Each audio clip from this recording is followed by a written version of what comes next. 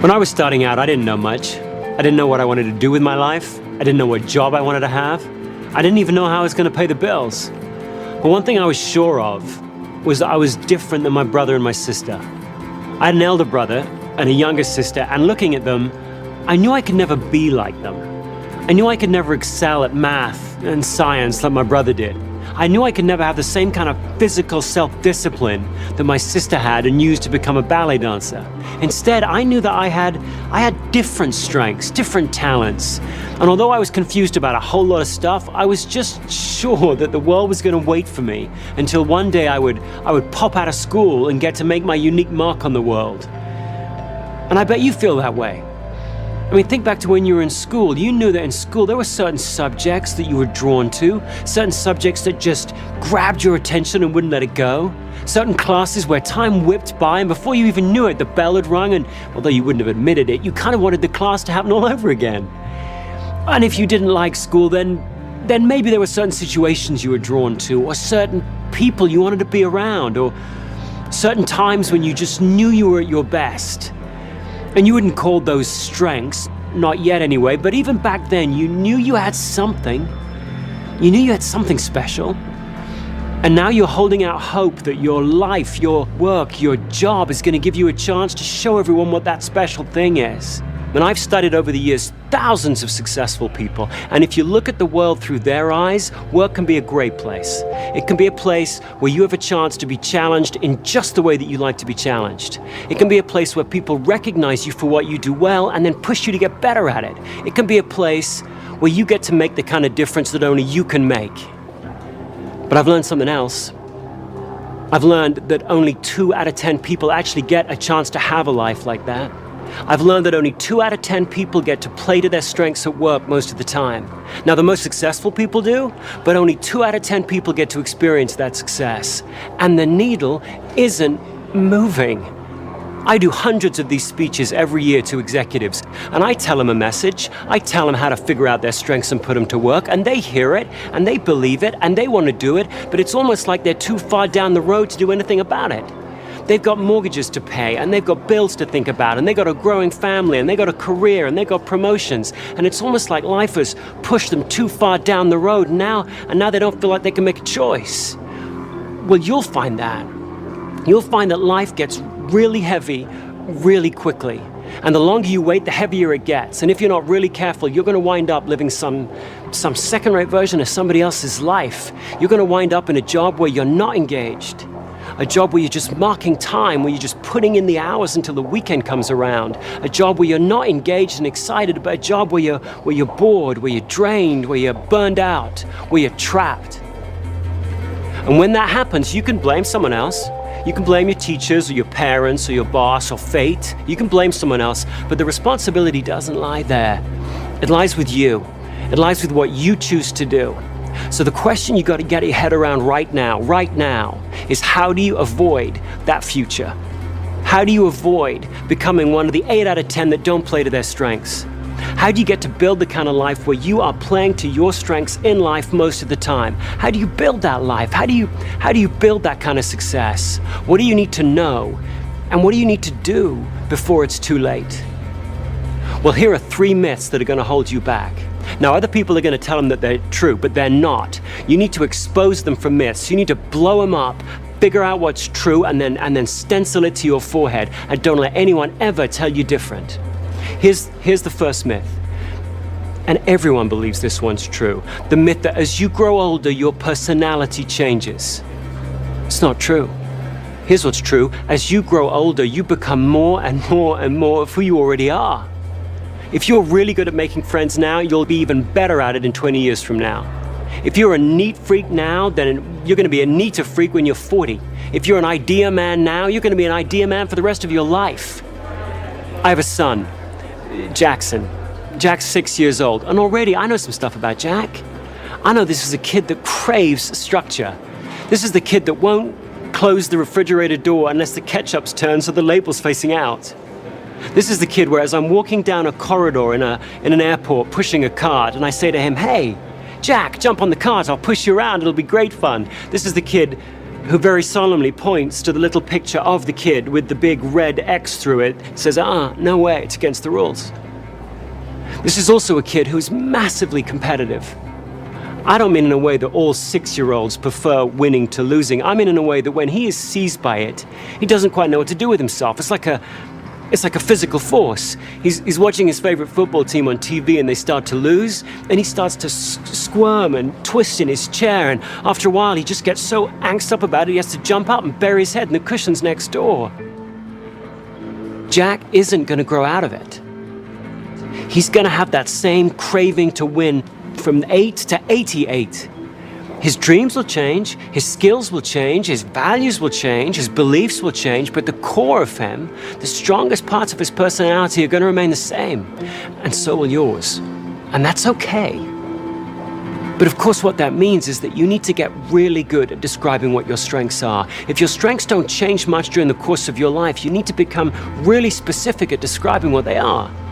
And most of us, frankly, are just terrible at that.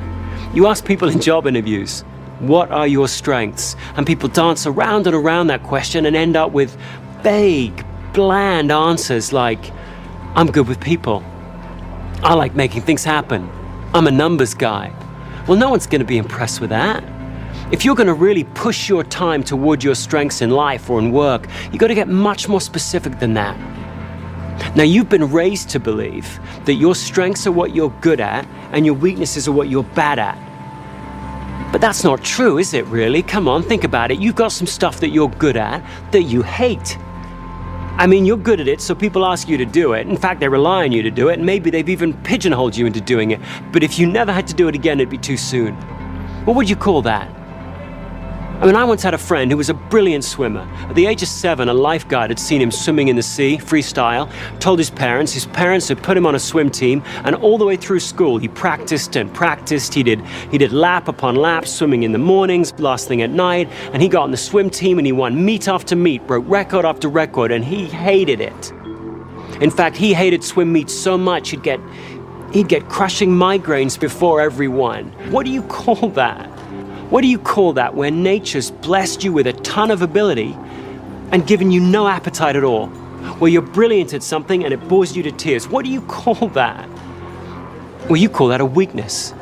A weakness is any activity that leaves you weaker after you've done it. Doesn't matter how good you are at it. If it leaves you weaker after you've done it, it's a weakness. And of course, a strength is the opposite. A strength, your strengths, are those activities that leave you feeling strong. Those things that you do that make you feel strong. You need to pay incredibly close attention to how you feel before, during, and after an activity, because your feelings will give you a clue to what your strengths are. If before you do an activity, you actually find yourself looking forward to it, it's a strength. If while you're doing it, you find that you're in the zone, time flies by, you can totally concentrate, it's a strength. If after you're done with it, you feel fulfilled, it's a strength. Not fulfilled as in, thank goodness that's over, but fulfilled as in jazzed or jacked up. That's a strength. Now, to discover what your strengths are then, you don't need someone to tell you what they are. You don't need to take a test. You can find out what your strengths are in a regular week of life. Here's what you should do. Just try this. Take a pad around with you for a week, and anytime you find yourself actually looking forward to doing something, doesn't matter what it is, anytime you find yourself actually looking forward to doing something, scribble it down. Anytime when you're doing something, you find yourself just really in the zone, stop for a minute, scribble it down. Anytime when you're done with something, you feel jacked up and enthused, scribble it down. Don't wait until the end of the day. Don't wait until the end of the week and try and recreate it. You'll end up being way too vague. Do it in the moment. And don't write stuff down that other people are doing to you. Don't write down, I felt strong when my manager praised me. That's the manager doing it to you. Write down stuff you're doing. Don't judge it, just write it down. Verbs, stuff you're doing. I felt strong when I helped my mom understand that point I was trying to make. I felt strong when I cleaned up my room. I felt strong when I was retiling the bathroom. Doesn't really matter what it was. Just write it down. If you feel strong before, during, and after it, scribble it down. And then at the end of the week, what you'll find is you'll have a long list of activities. Well, scan that list and pick the 3 that really leap out at you. Those are your strengths. And then when people ask you about your strengths in job interviews or in the work situation, or when you're trying to think about what you're going to do with your life, look at those 3 activities, talk about those 3 activities, use phrases like, I'm at my best when, or I feel strong when, and then describe exactly what you wrote down. Be specific, be vivid. Now, other people are going to try and tell you that they know your strengths better than you do. Your parents, your teachers, your managers, but they don't. They may know how to judge your performance better than you, but you know better than anyone else what intrigues you and what doesn't, what you're really interested in and what bores you, what strengthens you and what weakens you. You know that better than anyone else, and those are your true strengths. So learn how to describe them, own them, because those strengths are going to be what drives your performance. Now, the second myth that people are going to try and drag you off course with, and gosh, everyone believes this one, is they'll tell you, look, if you want to grow, if you want to get ahead in life, if you want to get promoted, you can't rely on your strengths. In fact, you've got to figure out what you're not good at and really work at getting better at it. And this starts really early in school, doesn't it? You came back home with 2 A's, a C, and an F, and everyone, your parents, your teachers, they focused on the F, didn't they? You were really good at English and bad at maths, and you got remedial maths. And this continues at work. It will. You'll go to your first performance review, and it'll be 2 minutes on what you did well, and then they'll really drill down into what you need to work on. And what you'll need to work on are your weaknesses. If you're not careful, your whole career is going to be one long remedial math class. Now, the point here isn't that you can ignore your weaknesses at work.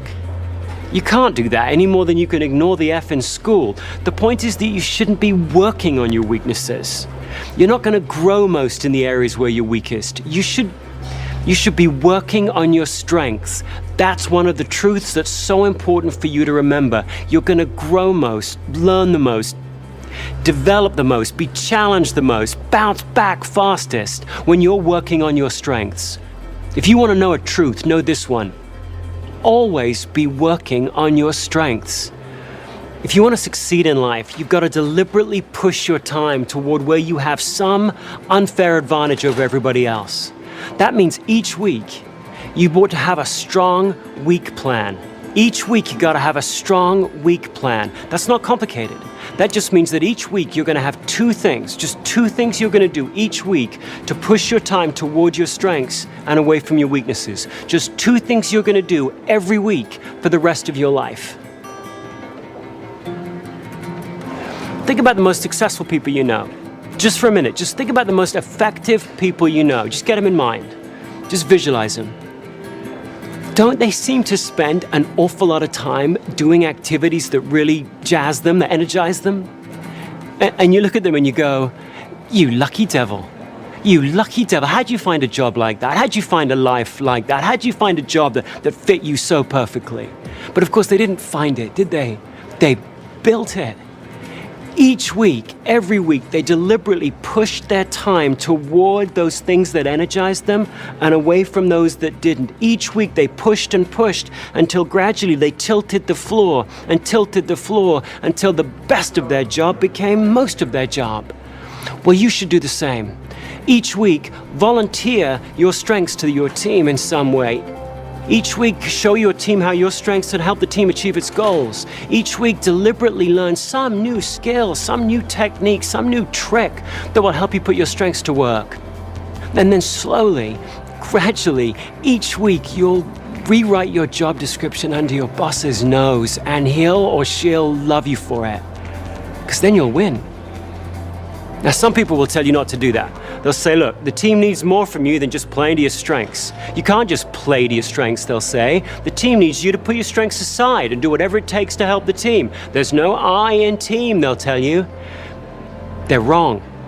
That's actually the last myth that might be holding you back. The myth that the best teams have a bunch of well-rounded people all playing every role equally well. Well, they aren't like that, are they? You look at the best teams. You think about the best teams. They're not made up of a bunch of people all playing every role. They're made up of a bunch of people who have figured out what their strengths are, and then they've surrounded themselves with people who are strong where they're weak. So the team has become well-rounded precisely because each individual in it isn't. Well, if you want to become a great team player, you've got to do the same. You've got to partner with people who are strong where you're weak. The point of being a great team player is not to put up with all the stuff that weakens you. The point of being a great team player is to partner up with people who are different from you. What we, your teammates, what we need from you is we need to know, where are your shoulders broadest? Where can we rely on you the most? When the pressure's really on, where can we count on you the most? When the pressure's really on, what plays can you run? And you need to know the same from us so that we can partner up and get stronger together.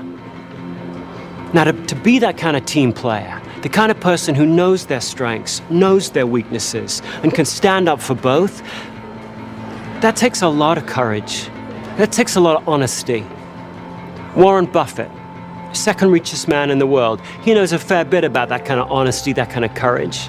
Recently, he did something really strange, didn't he? He gave away $31 billion to the Bill and Melinda Gates Foundation.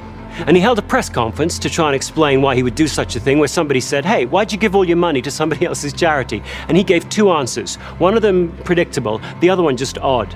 The predictable one was this. He said, I gave it to the Gates Foundation because they can give it away better than I can. They are better than me, so I'll give it to them. They'll give the money away better than me. Typical, practical, Buffett-like answer. And if he'd have left it at that, we'd have chalked it up to just another example of Warren Buffett being smarter and wiser and humbler than the rest of us. But he didn't leave it at that. He couldn't. In the Buffett equivalent of Jack jumping up from the sofa, he couldn't help himself. He went on and he said, besides, charity's no fun for me. Who says that? I mean, some of us may occasionally think that, but who says charity's no fun for me? Imagine the kind of courage and self-assurance it takes to stand up in front of the world and go, you know what? That's not me. In work, that would be like you saying, you know what? I don't want to be a manager.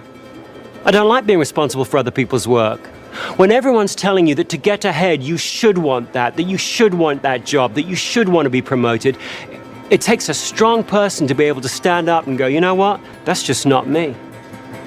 Now, when Warren Buffett said that, he wasn't trying to hand off all the rotten jobs off to somebody else. He wasn't saying that charity is stupid work. He wasn't disrespecting the goals of charity. He was saying something much wiser, much smarter, wasn't he?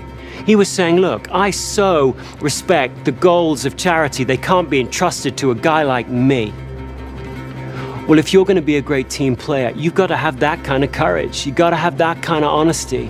You've got to be able to take a stand for your strengths and then fess up to your weaknesses. And then surround yourself with people who are strengthened by the very things that weaken you. Then and only then are you going to achieve the kind of success that you always knew you could achieve. Now, I'm not saying this is going to be easy. It's not going to be easy to stay on your strengths path. Not least because other people, well-meaning people like your manager or your parents or whoever, are going to try and drag you off it. You'll go back, you'll use your strengths, you'll be successful, and then people will offer you a bigger job, a better job, with more money, a nicer desk, a better view. And some of those jobs you should take, but some of them you shouldn't, because they don't allow you to play to your strengths. And if you're not really careful, you're going to wind up over-promoted in a job that you shouldn't have. Well, the only person who has to stay clear-headed enough to figure out which doors to march through and which doors to slam shut is you.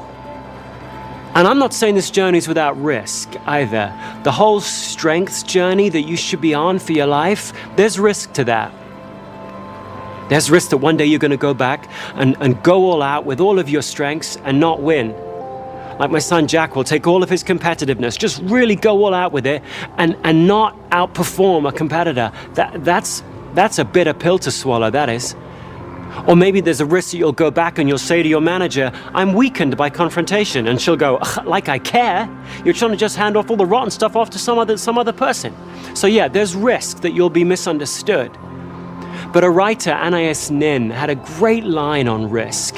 She said this, she said, and the day came when the risk it took to remain all tight in the bud became greater than the risk it took to blossom. There's risks to blossoming. There's risks to betting your life, your career, your success, your satisfaction on your strengths. But you know that from this day forward, the risks of not doing so are far greater. Because here's what I know. One, I know you have strengths. Whatever you think about in terms of your strengths and weaknesses, there are certain activities that make you feel strong. You have strengths. Two, I know that no one's got quite the same configuration, quite the same pattern of strengths and weaknesses as you do. The least interesting thing about you is your race, your sex, your age, your nationality. All the really interesting, unique things about you are beneath the surface, and no one's got quite the same strengths and weaknesses as you. Third, I believe that you'll be your most creative, most effective, most productive, most resilient when you figure out how to play to your strengths most of the time. And last, I believe that everyone will win when you do. You'll win, your company will win, your friends will win, your family will win, the world will win, everyone will win when you do. That's what I believe. But it doesn't matter what I believe. In the end, it matters only what you believe. So let tomorrow be a different day than today was. Let tomorrow be a stronger day than today was. By which I simply mean let tomorrow begin with you looking in the mirror and saying to yourself, what are my strengths and how can I contribute them today? And then let every day after that start the same way. Because you've always known what your strengths are. You've always known what was inside of you. So trust them, be proud of them, and go out and make your mark.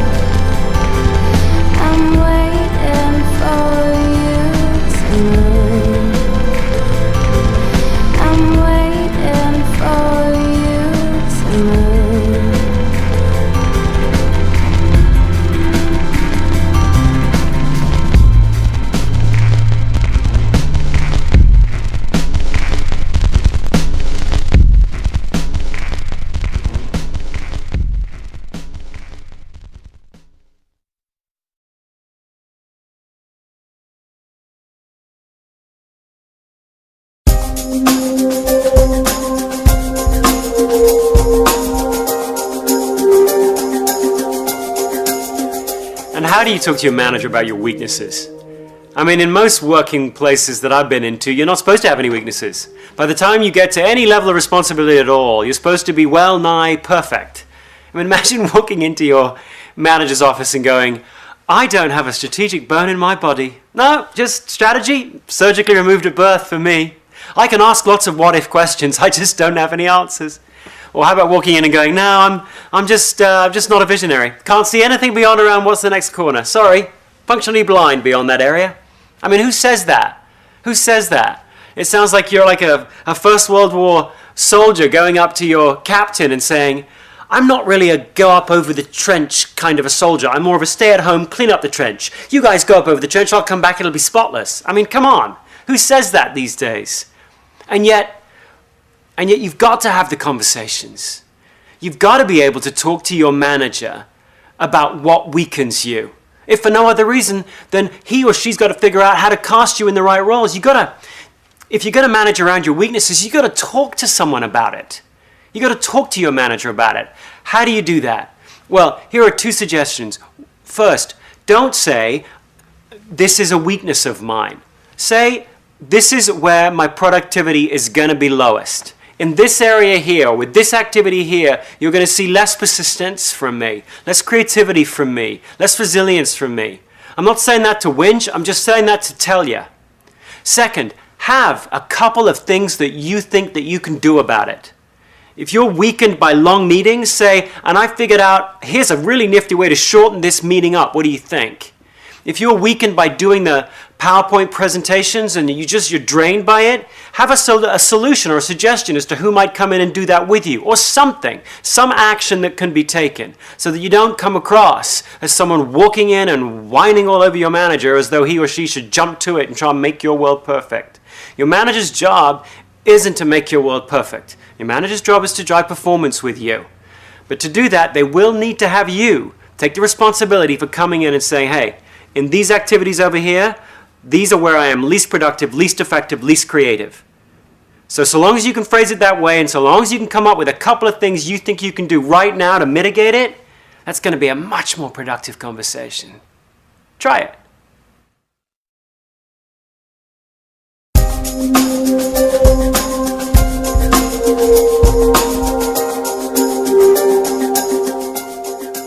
There was a great Broadway musical a couple of years ago called I Love You, You're Perfect, Now Change, which is pretty funny on the Broadway stage, but it's often something that we feel about our colleagues or our employees or our spouse or our family members for that matter. I love you, you're perfect, now change. And it raises the question, how much of a person can you change after you've hired them? How much of a person can you change when you're working with them? Which parts of you are changeable over the course of your life and which parts aren't? That's knowable. There's an answer to that question. The answer is that we can change your skills and your knowledge, but we can't change your talents. We can't change your enduring patterns of thought, feeling, or behavior. As an example, I can teach you the skill. A skill is a how-to. I can teach you the skill of how to present your product to a potential customer. Let's say you're a salesperson. I can teach you how to do that. I can teach you how to stock a shelf. I can teach you how to give an injection. I can teach you how to lay out a letter. I can teach you how to lay out a presentation. I can teach you all those how-to skills. The other thing we can change about you is your knowledge. I can change what you know about the competitive landscape out there. I can teach you what you know about the product that you're presenting or that you represent. I can teach you what you know from experience. So over time, your experience can change. I can teach you what you know about yourself. I can change your self-awareness. And I can change your values, which are part of knowledge. It's part of what you think to be important, what you know to be valuable in life. Clearly, over the course of your life, your values change. Your values at 15, what you think is totally important at 15 is not the same as what you think is totally important as 85. So I can change your values. Skills and knowledge, those can change. Your talents, your enduring patterns of thought, feeling, and behavior, those are enduring by very definition. So if you're competitive, if you're one of those people that instinctively compares what you're doing against somebody else, that loves pitting yourself against a peer on a level playing field and winning, you just get jazzed by that, I can't bleed that out of you. I can't berate that out of you. I can't make you ever believe that losing means nothing. I can't make you ever believe that it's not whether you win or lose, it's how you play the game. You'll never believe that if you're a competitor. If you're empathetic, if you're deeply empathetic and you feel the emotions of those around you, I can't change that in you.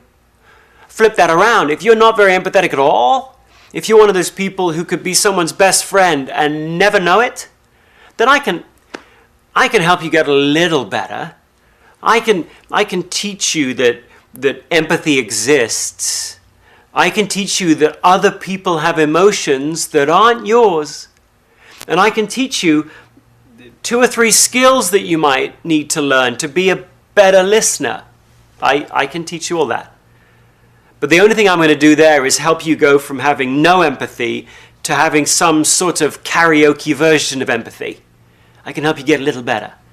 But in terms of those deep, recurring patterns of who you are, how empathetic you are, how focused you are, how competitive you are, how strong your need for achievement is, how driving your craving for significance is, how altruistic you are, I can't change those about you. Those are recognizable to you and your friends in the schoolyard, and they'll be recognizable by your grandkids when you're 85 years old. Those are the enduring parts of who you are. You need to trust them, own them, honor them, and then figure out a way to combine them with skills and knowledge, and so make a real impact in the world.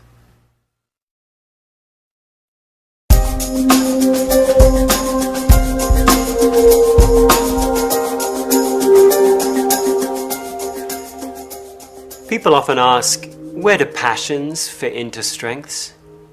How does passion fit into focusing on your strengths in life? Well, passions are the building blocks. Passions are the building blocks of your strengths, but passions by themselves are relatively meaningless. If you're going to take your passions and actually put them to use, you've got to combine them with something specific. In fact, I would say that a strength is a precise passion. Strengths are passions plus precision. Think about it. Some people have a passion for helping others. They're just naturally altruistic. But a passion like that, ooh, I just want to help the world, is as vaporless as skywriting. It looks good up there, but it just blows away in the wind. If you're going to take your passion for helping people and actually put it to work, there's got to be some specificity that you bring to the table.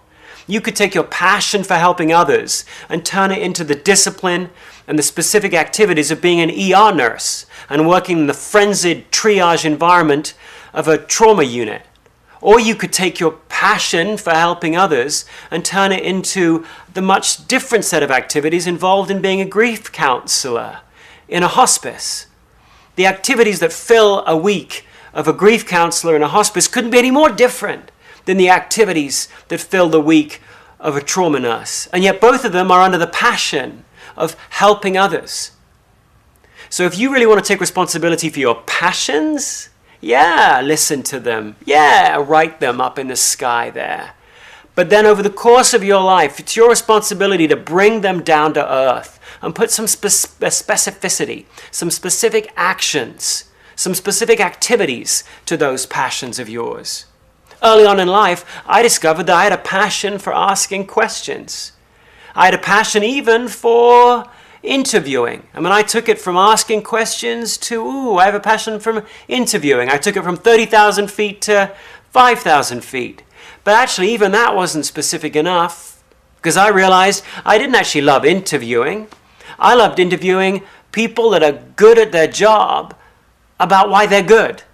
I love anybody who's great at their job, whether it's, whether it's a housekeeper or the president or the chief of staff of the army or a sergeant, doesn't really matter. So long as they're brilliant at their job, I love asking them why they're so good at what they do.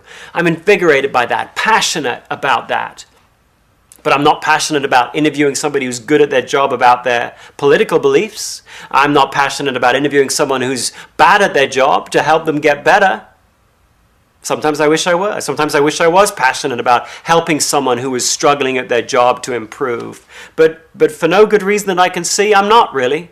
I'm only really passionate and invigorated by talking to people that excel, to explore why they excel. I've taken that 10,000-foot skywriting of asking questions and having a passion for that, and I've turned it into a specific set of activities that I can build my life around. If you want to live a strengths-based life, you've got to do the same with your passions. Take them out of the sky and bring them down to earth.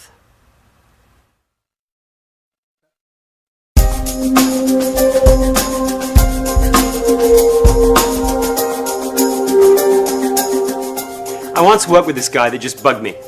I didn't want him to bug me. I wanted to like him, but he just bugged me. Let's call him one-upmanship guy, because he was that guy who always had to have one thing better than you. If you had an idea, he'd have one better. If you had some client success, his success would be just that much bigger. He was the guy where if you said you'd climb Mount Everest, he said he'd climb to the moon. He was that guy, just always one thing better than you. And I wanted to like him, but I would look at him and I would go, I wouldn't say this out loud, but I would think to myself, you deplete me. You deplete me. Every time I think about going to a meeting with this guy, I would think I'd be walking in like this, and I'd find myself just almost physically not wanting to go into the room with him, not wanting to sit across the table with him. What do you do when the people you work with weaken you? Well, here are 4 strategies you might want to think of. First, stop being around them. I know, sometimes you can't avoid them, but you can probably do something to avoid being around them. And sometimes a legitimate strategy to use for a bad relationship is to get out of it. So can you, first of all, stop being in situations where you're in close proximity with that person? Second, can you team up with someone that softens his rough edges? with this chap, with one-upmanship chap, there was a third person who we often used to work around who was really inquisitive. And whenever one-upmanship guy would say, hey, I've just done X, Y, or Z, rather than having my reaction, which was to get get my back up and my bristles up, this person would go, ooh, tell me about that. Ooh, tell me more about that. They were just naturally intrigued by what this person had just said. And actually, by hearing one-upmanship guy describe his new brilliant idea, I became kind of intrigued by one-upmanship guy's brilliant idea. This third person somehow made one-upmanship guy feel a little less annoying. Actually, he began to look rather smart to me. Sometimes that works, doesn't it? You bring a third person in, it changes the dynamic. Third, try this. Offer up one of your strengths and see whether or not you can drag him into a place where he ceases to bug you quite as much as he did before. With one-upmanship guy, I'm a guy who's conceptual. I love ideas. So after a while, I would just keep bringing him more ideas and seeing where he would take them. I almost took it as a little competition with myself to keep seeing, in every meeting I was with him, could he really one-up every new idea, every new initiative, every new thought, every new action I could bring to the meeting. So in a weird way, he was motivating to me to keep offering up my idea strength, my innovation strength, my conceptual strength, and just see what he did with it. And frankly, sometimes he had some pretty darn good ways to take an idea of mine and take it up to a new level.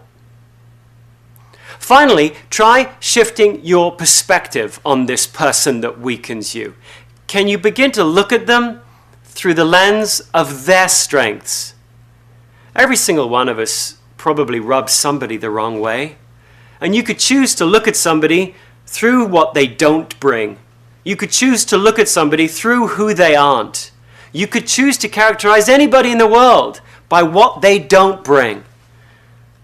Well, perhaps the problem wasn't one-upmanship guy's problem. Perhaps it was my problem. Perhaps I was looking at him as someone who was trying to compete with me, and all he was doing was trying to bring new ideas to the table. Perhaps I shouldn't have looked at that as a direct conflict or competition with me. Perhaps really I should have looked at that behavior as him never being satisfied. Maybe he was the kind of guy who always was looking for some better way, some new configuration, something as yet unthought of. And therefore maybe he was an awesome catalyst for me and the rest of the team. I did try that with him, and frankly it worked like a charm for many years. What began as my problem, he weakened me, I changed my perception, and suddenly I saw him in a totally different light. I'm not saying that will work with you every time. To go back to the original S, sometimes you do have to stop being around people. But there are other strategies you can try before you just opt out of the relationship and blame the other person.